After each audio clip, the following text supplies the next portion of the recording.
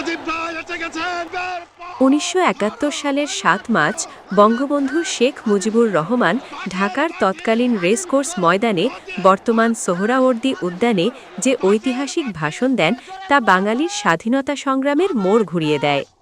একটি ভাষণই সমগ্র জাতিকে স্বাধীনতার মন্ত্রে উজ্জীবিত করে তোলে। রাজনৈতিক স্বাধীনতার আহ্বানের পাশাপাশি তিনি অর্থনৈতিক মুক্তি ও সামাজিক ন্যায়ের বিষয়টিকেও সমান গুরুত্ব দেন। দুঃখ ভারাক্রান্ত মন নিয়ে আপনাদের সামনে হাজির হয়েছি। আপনারা সবই জানেন এবং বোঝেন আমরা আমাদের জীবন দিয়ে চেষ্টা করেছি,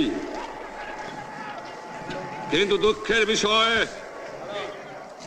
আজ ঢাকা, চট্টগ্রাম, তার উচ্চারণ, আজ বাংলার মানুষ মুক্তি চায়, বাংলার মানুষ বাঁচতে চায়, বাংলার মানুষ তার অধিকার চায়, ছিল বঞ্চিত জাতির হৃদয়ের ভাষা। 1947 সালের পর পাকিস্তান রাষ্ট্র কাঠামোর মধ্যে পূর্ব বাংলার মানুষ রাজনৈতিক অধিকার ও অর্থনৈতিক ন্যায় বিচার থেকে বঞ্চিত হয়। বৈষম্য, শোষণ ও সম্পদের অসম বণ্টন পূর্ব পাকিস্তানকে দুর্বল করে তোলে।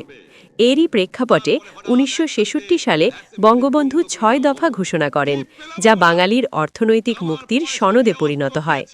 1970 সালের নির্বাচনে নিরঙ্কুশ বিজয়ের পরও ক্ষমতা হস্তান্তরে টালাবাহানা জাতিকে ক্ষুব্ধ করে তোলে। এমন উত্তাল পরিস্থিতিতে 7 মার্চের ভাষণে বঙ্গবন্ধু অসহযোগ আন্দোলনের দিক নির্দেশনা দেন।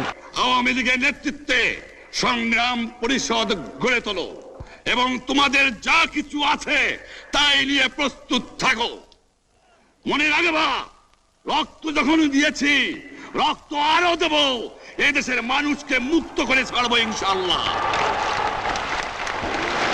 এবারে সংগ্রাম আমাদের মুক্তির সংগ্রাম, এবারে সংগ্রাম স্বাধীনতার সংগ্রাম। কিন্তু সাধারণ মানুষের রুটিরুজির বিষয়েও সচেতন থাকেন। তিনি শোষণমুক্ত, গণতান্ত্রিক ও সাম্যভিত্তিক রাষ্ট্র প্রতিষ্ঠার অঙ্গীকার ব্যক্ত করেন। তার ভাষণে স্বাধীনতার স্পষ্ট আহ্বান ছিল, তবে তা ছিল কৌশলী ও দূরদর্শী নেতৃত্বের প্রতিফলন। জনগণের প্রতিনিধির কাছে ক্ষমতা হস্তান্তর করতে হবে, তারপরে বিবেচনা করে দেখব আমরা অ্যাসেম্বলিতে বসতে পারবো কি পারবো না। এর পূর্বে অ্যাসেম্বলিতে বসার অ্যাসেম্বলিতে বসতে আমরা পারি না। জনগণ সে অধিকার আমাকে দেয় নাই। ভাইরা আমার, তোমরা আমার উপর বিশ্বাস আছে? আমি প্রধানমন্ত্রিত্ব চাই না, আমরা দেশের মানুষের অধিকার চাই। আর যদি একটা গুলি চলে, আর যদি আমার লোকের উপর হত্যা করা হয়, তোমাদের উপর কাছে আমার অনুরোধ রইল, প্রত্যেক ঘরে ঘরে দুর্গ গড়ে তোলো।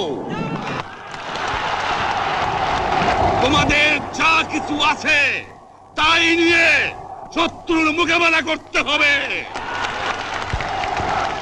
এবং জীবনের তরে রাস্তাঘাট যা যা আছে সবকিছু আমি যদি হুকুম দেবার নাও পারি, তোমরা বন্ধ করে দেবে।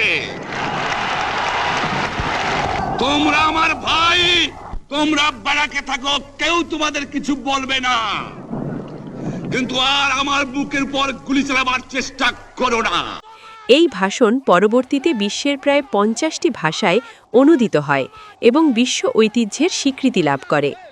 আব্রাহাম লিঙ্কনের গেটিসবার্গ অ্যাড্রেস, উইনস্টন চার্চিলের we shall fight on the beaches, Jawaharlal নেহরুর ট্রাইস্ট উইথ ডেস্টিনি এবং মার্টিন লুথার কিং জুনিয়রের আই হ্যাভ এ ড্রিম এর মতো ঐতিহাসিক ভাষণের সঙ্গে এর তুলনা করা হয়। 7 মার্চ তাই শুধু একটি ভাষণ নয়, এটি বাঙালির স্বাধীনতা, আত্মমর্যাদা ও অর্থনৈতিক মুক্তির চিরন্তন প্রেরণা। নিউজ ডেস্ক, দূরবীন 24.com।